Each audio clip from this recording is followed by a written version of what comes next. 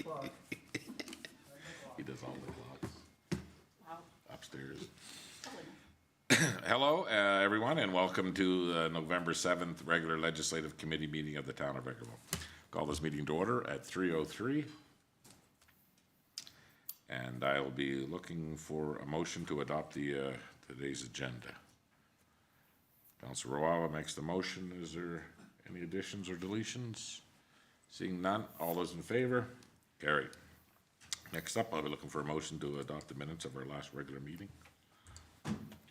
Councilor Lemko makes the motion. Any errors or omissions within those minutes? Seeing none, all those in favor? Carried. Thank you. First up, Jameson Brown, Community Engagement and Economic Development Manager. Take it away, Jameson. Thank you very much, Your Worship. This is a memorandum to council, and it will be brought to the council meeting on Monday, but it is in regards to a temporary road closure for the Vegreville Christmas Light Up Parade on Friday, November 24th. The background as it pertains to this matter is that on Friday, November 24th, the Town of Vegreville's Tourism Department will be hosting a very Vegreville Christmas event. This event, as in previous years, kicks off with the Light Up Parade at 6 p.m. Parade participants will stage on 52nd Avenue between 49th Street and 50th Street before traveling south on 50th Street through to the 45th Avenue intersection. The Tourism Department is requesting Council's approval to close the above referenced roads from 5:30 p.m. to 6:30 p.m. on the above referenced date. Should this forge ahead after Monday's council meeting, internal communications with infrastructure planning and development, as well as parks, recreation facilities, have actually already taken place, as well as externally with MCON to discuss 50th Avenue traffic during the parade. Should council approve the road closure, public notification would be posted on vegreville.com, on Town of Vegreville social media channels, as well as on Country 106.5 in their Talk of the Town segment. Additionally, correspondence would be sent to the Vegreville and District Chamber of Commerce for distribution to their member businesses. Thank you. Okay, thank you very much, Jameson. So we all know the date will be on the 24th for the Light Up Parade, and we'll look for a motion at our next council meeting. Okay. Next up, our legislative administrator, Mrs. Kuchariari. Thank you, Your Worship. All right, so the Town of Vegreville, or this memorandum to council, is to establish the Transportation Ad Hoc Committee to explore the non-emergent transportation solutions. The Town of Vegreville and Focus Transportation Services, FTS, has been working together to find solutions for seniors and patients searching for reasonably priced and convenient methods of attending out-of-town medical appointments. FTS has been offering services to the Vermilion area since spring 2022 as an alternative to non-ambulatory transportation. Utilizing FTS keeps ambulances in the community for emergency situations. Recent conversations with the Minister of Seniors, Community and Social Services indicated that programs like FTS will be the direction municipal councils should be supporting moving forward. While the Town of Vegreville does not have the resources to facilitate our own non-emergency transportation program, Director Don Riley from FTS is willing to extend and promote Vermilion services within Vegreville. Further, to promote and fund non-emergency transportation services, it would be beneficial for the Town Council to establish an ad hoc committee comprised of council, administration, and community stakeholders to explore transportation options and grant funding opportunities.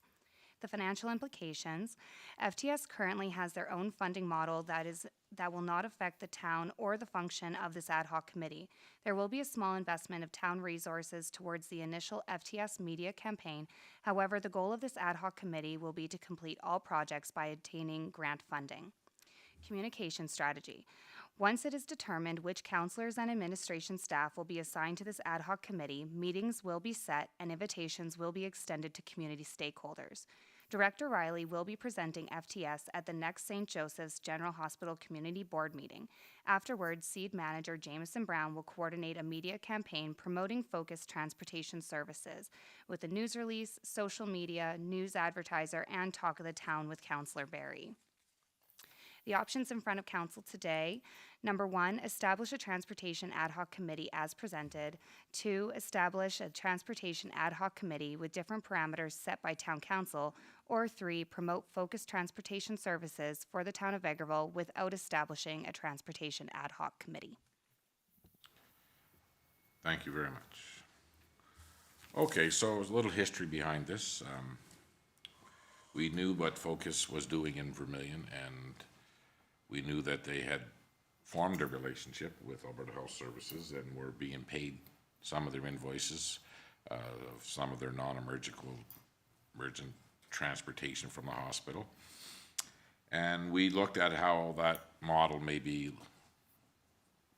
presented for Vegreville. We brought some stakeholders together, and FCSS was facilitating the conversations, and we couldn't find anybody that would be willing to take it on, even though there was a model that was already working in Vermilion. So we have now reached out to Focus, and Don came in and made a presentation to us, and I had Councillor Barry there as well. And Councillor Barry has brought it up with St. Joseph's General Hospital, and she'll be making a presentation to the board here, and hopefully to the doctors and the retention committee, that one that we never have the right acronym for, about their use in town. We were a little surprised to hear during the meeting that they're already doing services in town and in Two Hills and around here, and people at Century Place here have phoned them and they've done transportation jobs for them. So after the meeting, Leslie and myself and CAO Ling were talking, and Councillor Barry that, well, first of all, Don let us know that Two Hills had applied for some federal funding through Transportation for Seniors and just been awarded a grant, and they're buying a new van. So there's all kinds of avenues out there for funding right now when it comes to transportation for seniors. We had the Minister Nixon here not that long ago, and he said that he had just put more money in this seniors program for transportation. So the thoughts behind this ad hoc committee would be that we start the conversation. How we might be able to apply for some grant funding within the community and using some of the existing programs that we have, and maybe offer some pickup and delivery service around town in a small shuttle bus sort of situation. So again, this would come with some financial costing, I guess we could say, but it would all be based on grants that we're applying for. So before we apply for a grant, we'd have to, know exactly what we're doing. So this ad hoc committee I'd like to put together would do some research and some background checks on what the grant looks like and qualify, and address what our real needs are within the community. I mean, we're just halfway through this term, and I know that every Christmas that we go out to all the seniors lodges in town, and we always try to make it a priority that we need to talk about this. Well, I think it's time to talk about it. So I know that Councillor Bullock is on FCSS, a new member of FCSS, and I know that Councillor Rudick is on VTSS. And I know that Councillor Rudick probably knows a little bit about some of the grant funding that might be available out there.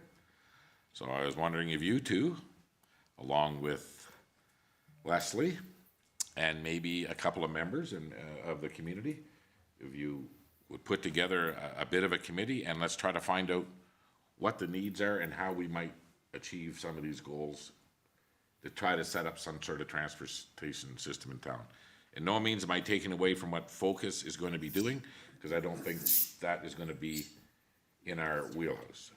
So let's try to pick a lane that would benefit the most people in town. And if that's a one-day pickup at the seniors and going to Walmart or going to Co-op but let's try to find something and move forward with a plan here so that we can, at least apply for some of this grant funding. We know that one of the new businesses in town, the Yellow Rooster, we went up and congratulated him and opened his business, and he has a 26 or 28 person shuttle van, and he already does this type of work in Smoky Lake. So if you two would be willing to sit on this committee, and Leslie will be admin, willing to sit in, and let's just see what's out there and how the grant funding looks, and see if we can't make a bit of a difference in transportation for seniors in town. You're good with that? Oh, yeah, for sure. Let's do it. Excellent. Now, I picked these two basically because Councillor Bullock's getting on FCSS, and I know he wants to get in there and roll up his sleeves. Is there anybody else that really wants to be involved in this ad hoc committee, or do you two feel that that would be enough? Well,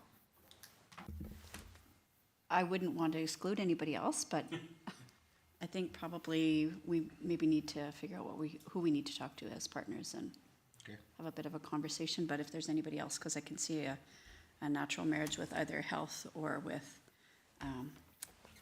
Seniors Foundation, for example, but Well, I do believe too, as Dawn makes her presentation to St. Joseph's Hospital and to the doctors, that a little bit of coordination through Councillor Barry from that side would help. I mean, because we don't want to miss any of the stakeholders in this. And again, I don't want to, we've invited them to bring their services to town, and I don't want to infringe on them, but they do a lot of this shuttle type of transportation, and they actually know a lot about grant funding as well. So Councillor Barry will be there to bring anything from the medical side that he can.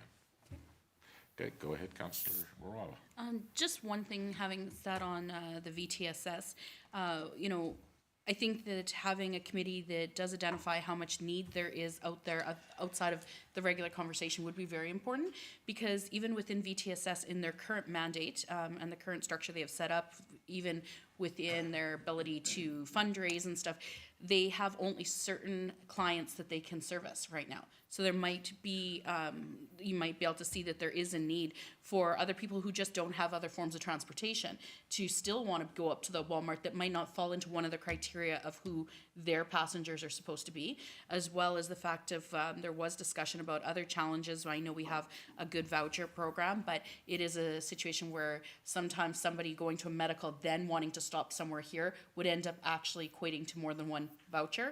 So I think there is a good conversation to be had even about just a little bit of help with transportation within the town limits. So that's something we had talked about there. They do a good job with their volunteer group at VTSS, but we do have essentially one driver, and there's only so much they can do, and I don't think even the amount of focus coming in is going to impact them either, because they're busy. So that conversation to really identify, I think, would be great.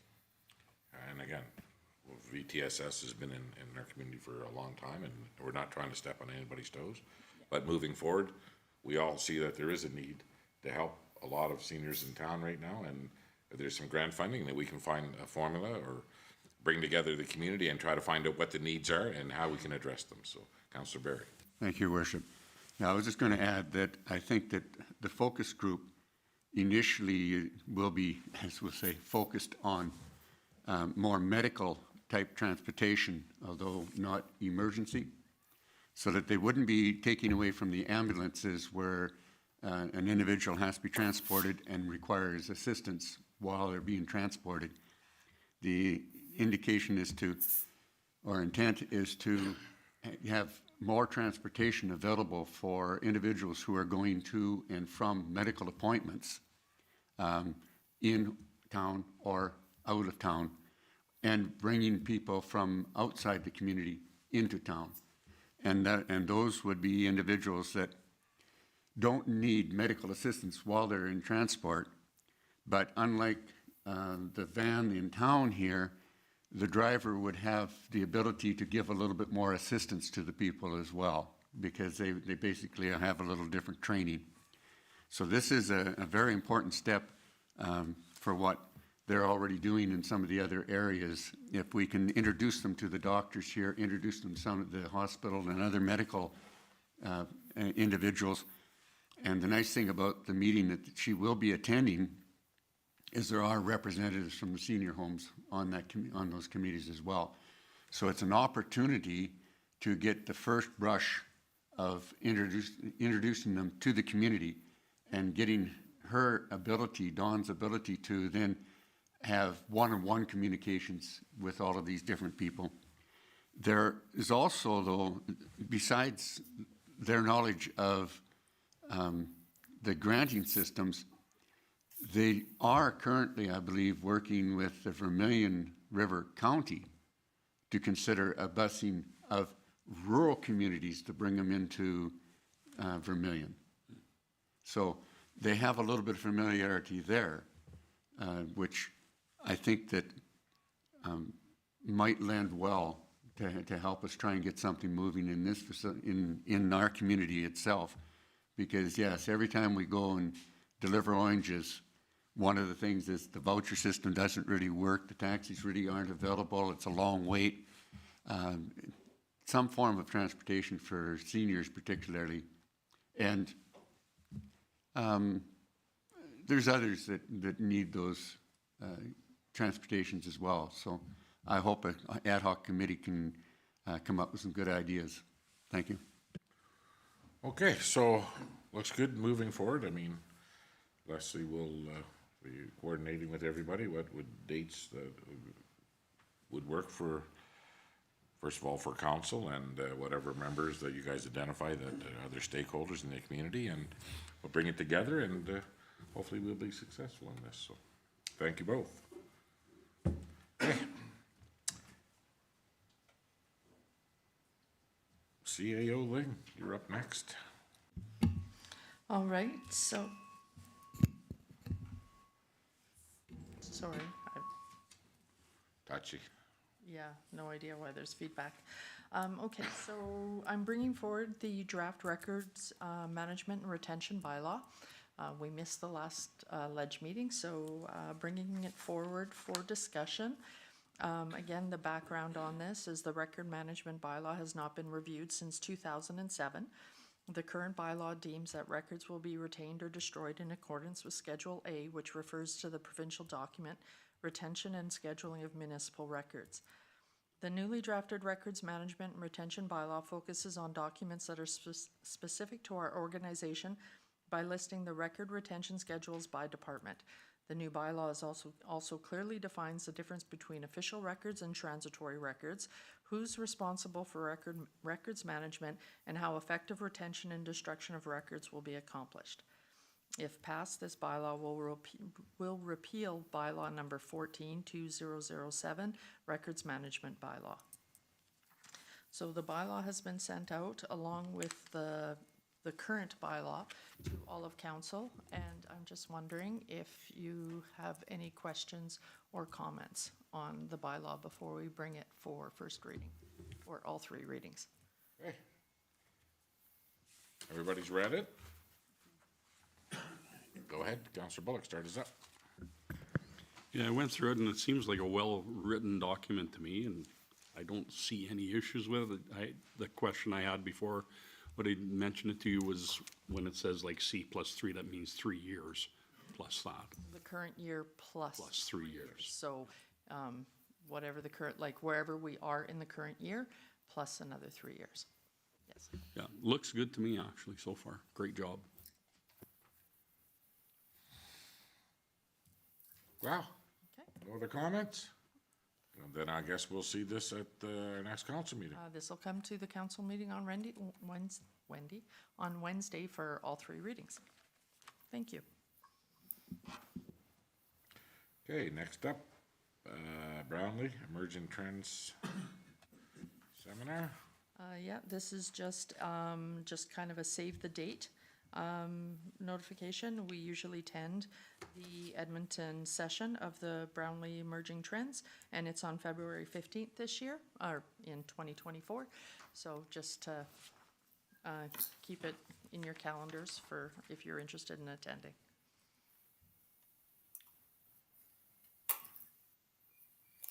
We're not going to Calgary.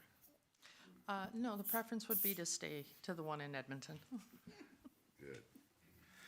Okay, and next you have some correspondence. Yes, we received a letter from Donna Anderson, who is a tourist that stayed at the campground this year, and they are from BC.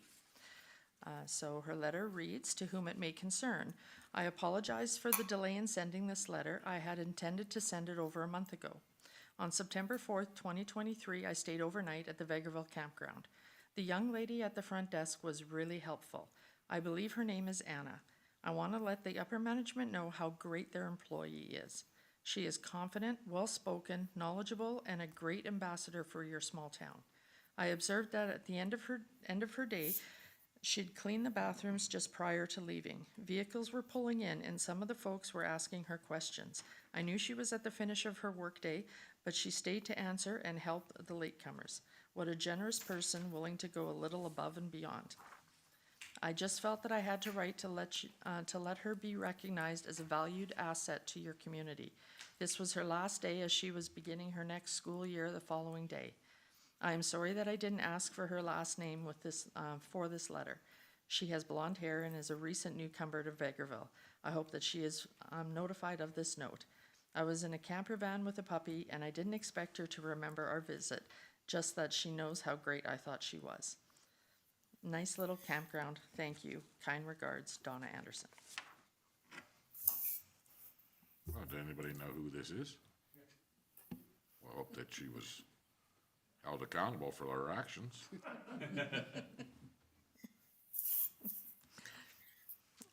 Has she been notified of this letter? I'm sure that our tourism coordinator has reached We'll out. take all the credit, is what you're saying. Well, that's nice. It's nice that somebody, you know, that recognizes somebody doing the extra mile today, because usually people don't really see that. So from Mrs. Anderson, thank you very much. Feel good story. Any other comments? Okay. Okay. Next up, council roundtables. Let's start with Councillor Curtis. How was your Halloween? Any complaints on your side of town? None that I've brought forward or were brought forward to me. I think we had between 100 and 200 kids up to our house, and we did the block there with our kids and stuff, and it was busy. Fire department was out doing their thing with the lights on, and police as well, making it safe for everybody, and it was a enjoyable time, and probably the warmest Halloween I can remember in the last 5 years, so that was also pretty nice. As far as anything for roundtable, I don't have too much. I haven't had anybody reach out to me lately, so that's all that I have for today. Okay, thank you very much. Councillor Barry. Thank you, Worship. I don't really have a lot to report, although I would like to just indicate, as we are a member of the North Saskatchewan River Watershed Alliance, they'll be holding a drought resilience workshop in town on November the 30th. Unfortunately, that's also our budget day, so I won't be able to attend it. But this is something that the various watersheds are holding them across the province to discuss and look at the resilience of multi-year droughts that occur throughout the province. It's not really something that we have a problem with in this particular area, particularly with the river, etc. But it is a worthwhile endeavor. But what I'm really pointing out more is we could have a staff member, if somebody was interested in attending it, attend, because they are invited. So I will talk to you guys later. I just wanted to point out that the North Saskatchewan River Watershed Alliance, this will be the second meeting that they've held coming out from Edmonton, et cetera, and holding their meetings here at the Sunshine Club, which I think that is kind of nice to know that they're bringing people into town and choosing our site as the eastern area versus the west and the south. So of the three major ones that they're holding, the eastern one, northeastern one, will be held in Vegreville.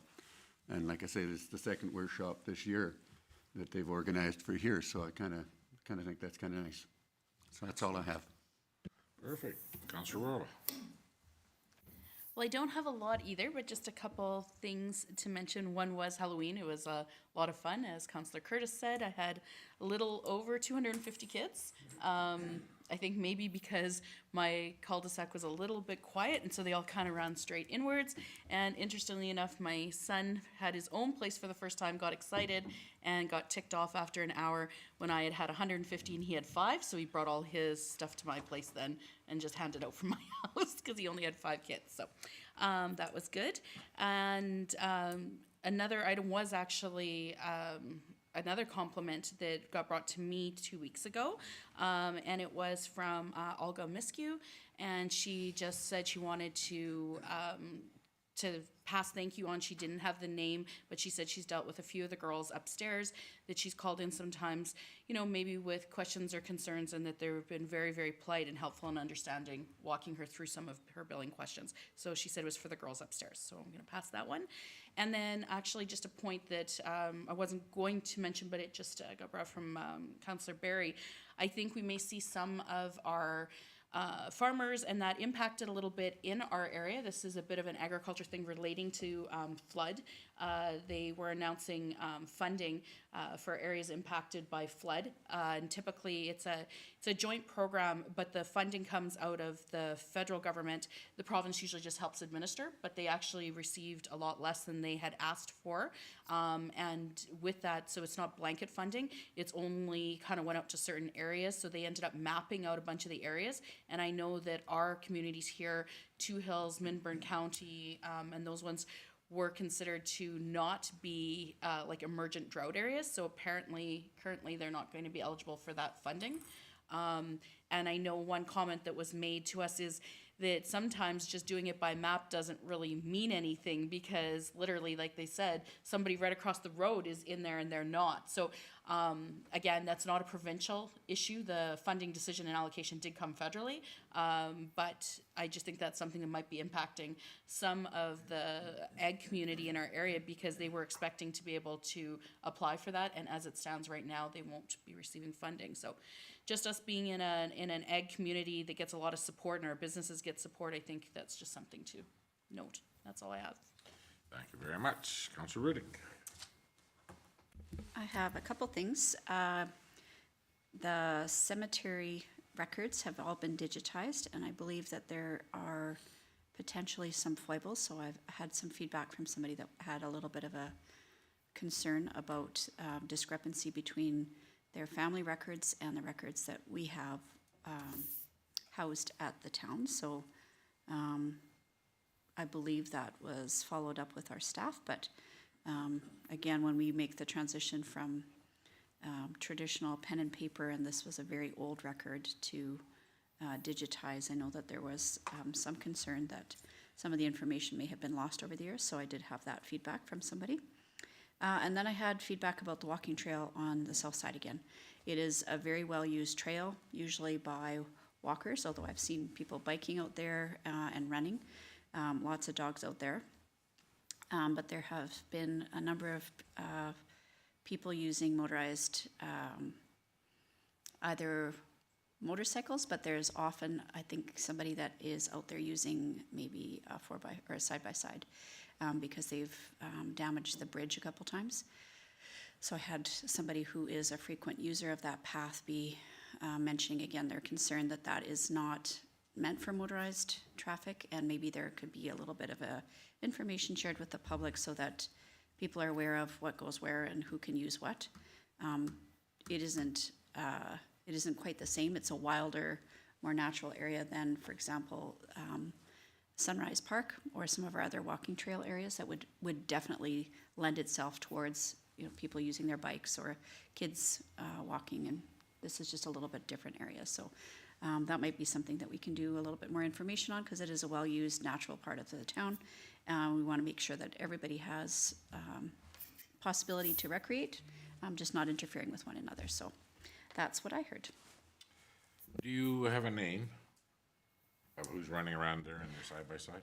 I don't. I don't because I know that our Parks Department, so they were aware last year. It's been repaired last year and this year. But almost as soon as they repaired it this year, there were burnout marks on the paint. And although the boards aren't broken again at the end of the bridge, it was almost immediate. So I'm not sure who it is. And somebody must know because I think it's, you know, people are hopping into their vehicles and going out after school. And again, I don't want to be a buzzkill for the kids that are out there enjoying the outdoors, but I think that's not the right area for them to be using that bridge, for example. Do you feel sometimes that you've brought this up 4 times? Do you feel that it's falling on deaf ears at times, or? Well, I'm not certain. Yeah, maybe. Okay. It thank is. you. I am perhaps the only person that uses that walking trail on that side. I do run into Councillor Lemko quite a few times, but not on that particular portion of the trail. So those of us that use it quite frequently, and there's maybe a way that we can try to work on that. Is there any signs posted over there that says this is not for ATVs or anything? Kind of, yes. I'll let CAO Ling answer. But it's a little bit, so this is the challenge, is that there is a newer portion, and then there's an older portion, and they're kind of, they have different finishings. They haven't been completed at the same time or the same way. So there are some pre-existing signs, there are some concrete barriers to be able to have people not go through the one portion of it, but the other portion is wide open. So there is a mismatch in terms of access. CAO Ling. We have been receiving a few complaints as well regarding the Sunrise Park area, that there has been a few dirt bikes that go through the locked gate area, because there's enough room for a dirt bike to go by, and then they go through to the empty fields. So the Parks Department will be putting up signs that say no motorized vehicles on the trails, and we'll have more added out to the south side. Unfortunately, we can't fence it or stop them when they come off the big fields. So bylaw is also aware, and so when they have when they're available to, they'll go check out the larger walking trail areas, and the only thing we can do is hope to catch them in the act. So. Just a question. You go right ahead. Just because I don't walk that side, would something like, and I understand we can't make the bridge inaccessible for, you know, a stroller, a walker, or something to go around, but there are times, even in the city, where you'll see an offset gate that, you know, would make it somebody could go through, but could not go through if you're in would that help in an area like that, or is it not really set up correctly? So this is the challenge. You'll remember a few years ago when we did our budget considerations, there was some talk about amplifying the walking trails on that side. And so some work was done to amplify that portion of it. But the bridge is kind of, it is a wetland there. So I think really that's what it's for. And I don't know that it could be actually blocked off in a way that would be effective, because again, it's sort of an older existing natural part that sort of loops around through the wetlands, and then there's a raised portion that was joined with a bridge. So I know what you're talking, it's a little bit different, and it's a constructed wood bridge that our staff made. Okay. And you know what, it's well used and appreciated. So, I mean, again, maybe we just need to have the right use in the right area. And I certainly, again, I'm not trying to get anybody into trouble, but I don't think that dirt bikes and seniors walking there, for example, is maybe like, they can coexist, but maybe not on the same trail. Okay, so Parks may be putting up some signs. I hope Parks will put up what the bylaw says, what the fine is. Put it right on there. And let's try to encourage people to you know, let us know. Let bylaw know. Let's find out who these people are. Because after 4 times that you've brought this up in the last couple of years, it's time for something to happen. So let's make it happen. Good. Councillor Lemko. Thanks, Your Worship. I'll take hike out that way and see if I can find something, but I'd have to pack a lunch. It's a long way from my place. Stop at my house. Yeah. Your worship, I attended my first cultural association meeting, their AGM and general meeting. They're well on their way to their next year's festival. All committees are set up and ready to go. There was one ask of us as a community, is that they need assistance with their emergency response plan. Now, I did talk to CAO Ling about this, and I thought it'd be a great idea for our emergency department to put up a plan, maybe with them as well as Ag Society. These are the two biggest events that draw the most people into our community. Should something happen that they have to activate an emergency response plan, I think it'd be important for us to be prepared for a response of some sort, and maybe a tabletop. I know we've done it for other situations back in the day when I was on the department. So I encourage us to get involved and maybe have a meeting to discuss that. There's grant money available. There wasn't before regarding emergency response planning. Maybe a good one to take on. Also, I'm encouraged by the amount of plaques that we're presenting in the community. There are a number of plaques that we've been out recently, and more on the table for us to do some more. It's nice to see, because those plaques are for new businesses in our community and people establishing and having faith and trust in this community to support their business. What's really nice to see also is that they're young people setting up business, which is very encouraging for a community our size.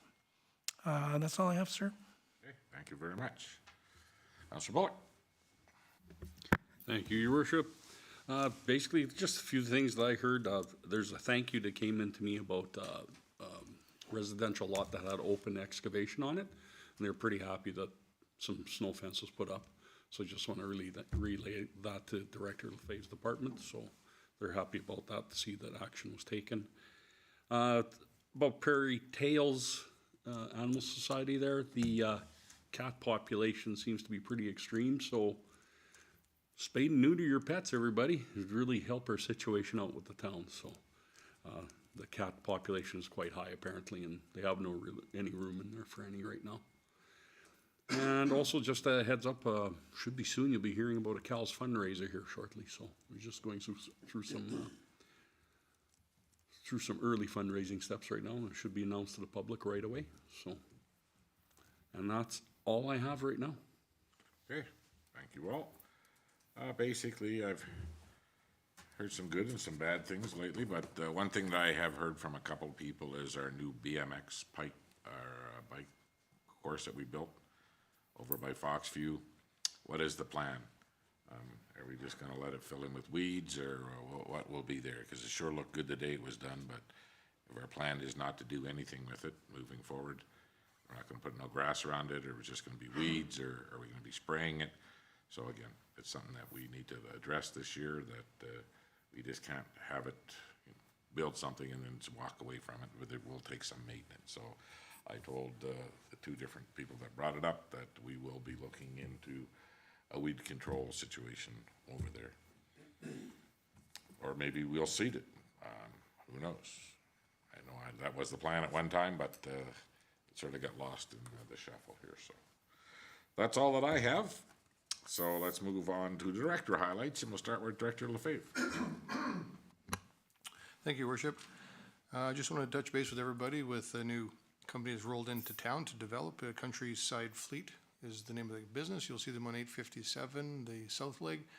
They got some equipment in there and trucks. They're rebasing the area and adding some concrete crush, and that's where they'll be parking their units that they have for sale, and then repair them and do sales in the buildings that are just to the north, which is the old RJV office and site. So it's good to see. There's good development. We met with them, had a conversation. They're now in touch with Alberta Transportation to see about their approach and the different requirements that they'll need to do. So it is good to see some progress happening in our community. Recently we were had a meeting with ARMA, the Alberta Recycling Management Authority, regarding end producer responsibility. It's been coming to Alberta for some time. The policies are now complete. It's accepted by provincial government, and now the program is becoming more established. So right at this point, our community is registered with ARMA, so we can be on the list. And what it means is you're either a collector or you're a collector and a processor and shipment, and Vegreville is all three of those, so we've assigned and joined as that. They now have, ARMA manages the program, and there's pros that come in. They're producer responsibility organizers, and they would come in and manage the project. They're still not 100% sure how it's going to work. They use, of course, the fact that Alberta is the last province to get on board in Canada on end producer responsibility. What they're saying is now they can look at communities that have provinces that started a few years ago and see where they would have done better or changed to make ours more efficient as we go through. And just for those that are listening, end producer responsibility means that if a package is purchased in a store, a retail store, and it's a toy, for example, the manufacturer and the store owner make profit. The product goes out into our community, and then we're stuck with a cardboard package, plastic wrapping, things that are used for shipping that are now become the responsibility of the community to dispose of somehow. So funds will be generated probably through the person purchasing the product, and then the responsibility goes to the end producer, the person that's selling the product. They're looking at now that they're gonna start the program with just recycling of mostly paper, light plastic type products, residential only, and they would come in and start recycling and doing things. So that doesn't really work for Vegreville, so we were able to, at the conference we attended recently, to request this meeting just with Vegreville and ARMA. Here's what we are, because we do our own collection, we do our own sorting, we do our own process packaging, we even ship it and haul it out, so we're doing like this much. So to have them come in and look after a small portion of just the residential area just doesn't make sense for us. And because they don't have a 100% plan, they're open to options. And our option is quite simple off the start. You pay us X amount of dollars, we'll manage the product the way we're doing it right now, which is rolling quite nicely. As I know you've all toured the VMRF, it's going well. We then managed to sit down and have a meeting the next day just with Vegreville and the pros, the end producer organizers that will manage the recycling, and have the same meeting with the same, so they know what we have and what's out there. Because the communities will go from, City of Edmonton, which is monster automated, to communities that barely participate in anything because of their size. So in those small communities, these guys would come in, take over, and start recycling programs in there, but we already exist. So they're liking the meeting that we had. It gives them some more insight in what's out there and how diverse recycling is all over the province, from one spectrum to the other, participation or not. And so it was good to have those meetings and touch base with these people. So probably by the beginning of 2024, we'll be sitting down and moving forward with these groups to see that we can make this reality like it is in other provinces. So it's a big step forward, and it's about time that those that are making the major dollars on retail are being held responsible for their packaging instead of every resident that lives in town. I thought that was pretty interesting. Also, the same conference, waste to energy. It's becoming more prevalent. The Peace Region, I met a fellow there. He sent me links to his processor, does 8 tons a day. It's a prototype in the Peace Region, and it was quite interesting. He was very ecstatic about his program, and it showed they heat buildings with it on site. On their landfill, they've got several buildings, so they're using it right now to burn some energy. And because it's a prototype, it's only doing about 8 tons a day. And there's one going up in Grand Prairie that's going to do a lot more tonnage than that. And I've got contacts with him, with Bob Savidin, and keep in touch with him as these things become, well, reality. There's one we can go look at now, whereas before it was a lot of discussion, lots of stuff happening maybe in the United States, but not so much here. So it's good to see. And that is my report. So Director Lefebvre, on this waste energy, the one in Grand Prairie that they're looking at, would they be generating any electricity at that site, or what? Yeah, when I talked to him, he was going. It was to generate electricity as well. Yeah, but it's a much bigger scale, like this one, this prototype in the Peace Region is doing 8 tons a day. Like Vegreville produces about 27, if you calculate over 365 days per year, it's 27 ton a year. So it would be enough to do some buildings. They're saying at the 8 ton, what they're finding is they have to stockpile it, keep the unit going, and then stockpile some material so they can survive through the cold spells when they haven't got enough material to process. So it's an inventory game of what's the weather gonna be like, how cold is it gonna be, how much am I gonna need? Some days let it cool down there if it's not too bad outside, and the next days ramp it up. Cause they're just doing enough product to keep it going, so. Well, I do believe the technology will be there eventually. At what scale it's profitable is the hard thing. Right, when they're talking 100,000 ton a day, they're in big, extremely large centers, and that's, with that volume, that's when they can have an impact on the grid. But it's always nice to find out as much as we can, and there's other smaller versions that we could show that would be something good for our community, for sure. Councillor Bullock. Just a question about that, are they incinerating it then? or- Absolutely. That's what, like, okay. Well, it's not incineration, it's almost like a pyrolysis, where it's the burning with removal of oxygen. Okay, all The right, emissions are at almost zero. okay. Okay, thank you very much. You're welcome. Jameson, manager, do you have any highlights you'd like to bring forward to us? Well, there's not a lot of directors here today, so I thought, well, let's give Jameson, the clock fixer for the town of Vegreville, let's give Whoa, him some whoa, whoa. airtime here. For the administration building, I don't want to be sent up to the post office or to any other. Who would? In terms of updates on the spot, obviously working on some C1 presentations that we'll be doing tomorrow. Of course, the C1 is still open for any businesses that have done any sort of renovations to primarily where they service customers or the exterior. So looking forward to rewarding some of those businesses that have reinvested in Vegreville tomorrow. We have a meeting over at Innotech on Thursday with a potential investor, or at the very least having conversations about the business community's future with someone who may be interested in joining. We'll have to see what comes to fruition out of that meeting, and getting ready for the Christmas light up. That's always a lot of work. As mentioned and discussed earlier, November 24th, and Council, we certainly hope that you'll be planning to attend on the float, and we're looking forward to that. We're going to go from the parade over to the Aquatic and Fitness Center. There's going to be a free family swim, free photos with Santa, and we've worked with the Vegreville Rangers to offer a discount on their game day. So all of the events and festivities will be over at the Aquatic and Fitness Center. And finally, we're getting set for the Winter Wonderland, phase 1 of a 5-year project, and getting some lights over at Pesica Park. So those will be up probably within the next few weeks. And, hard to believe, Christmas season just around the corner, and it's going to be a little brighter over there. But that's all I have for you in an impromptu fashion. Okay, well, thank you, and I didn't mean to put you on the spot, but it did work. At some time, Jameson, if we could have some update from your tourism department, after we get through about what worked this tourist season and what the plans are for next year, we would sure like to get an update there. So if you could put that on, maybe for after Christmas on the agenda, that we could get an update of what the plans look like for the coming summer.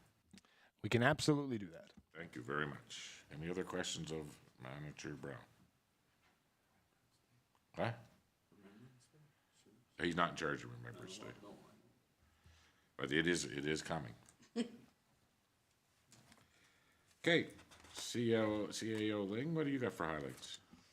All right, well, I do have a quick little update from the Corporate Services Finance Department. So the training is continuing for the new payroll and HR administrator, as well as the new utility clerk, and it's all going well. The majority of their time, majority of corporate services time has been spent on the 2024 budget and working with the individual departments. And also working on the grant reporting for the 2023 capital works projects. We need to complete all our MSI allocations by the end of this year. So we making room for the LGFF program of grants for starting in 2024. And moving on to my report, council had asked where we were with property tax collection. We are currently sitting at 98% paid to date.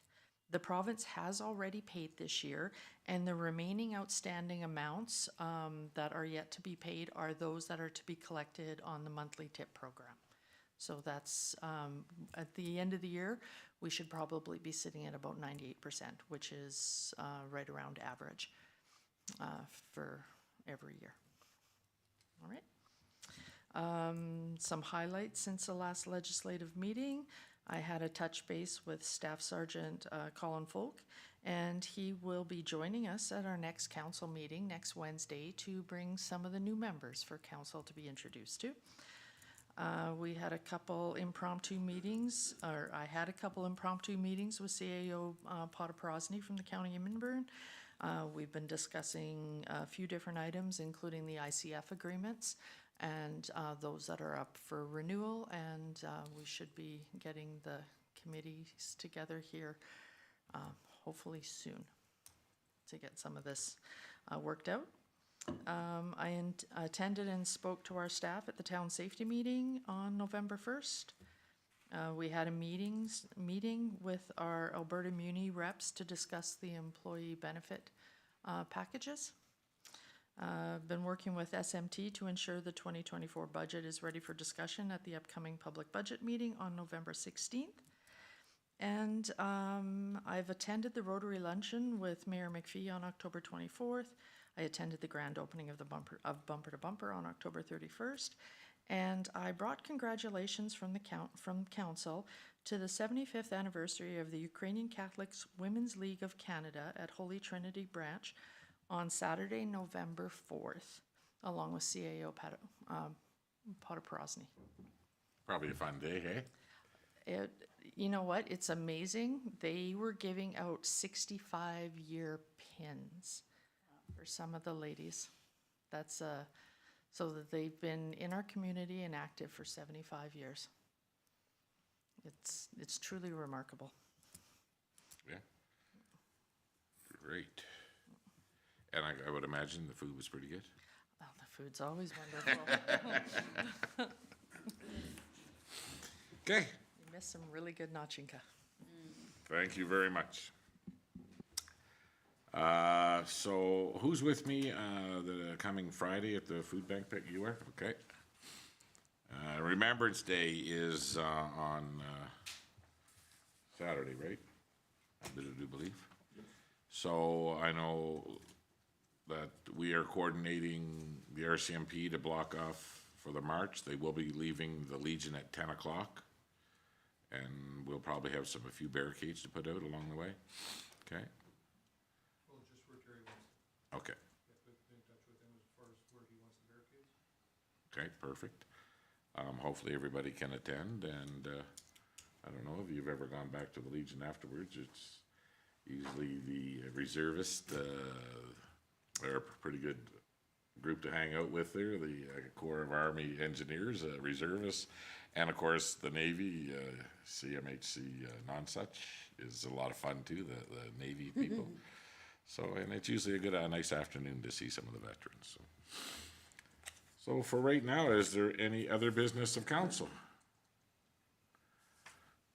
Seeing none, then I guess we'll adjourn this meeting at 3:56. Thank you.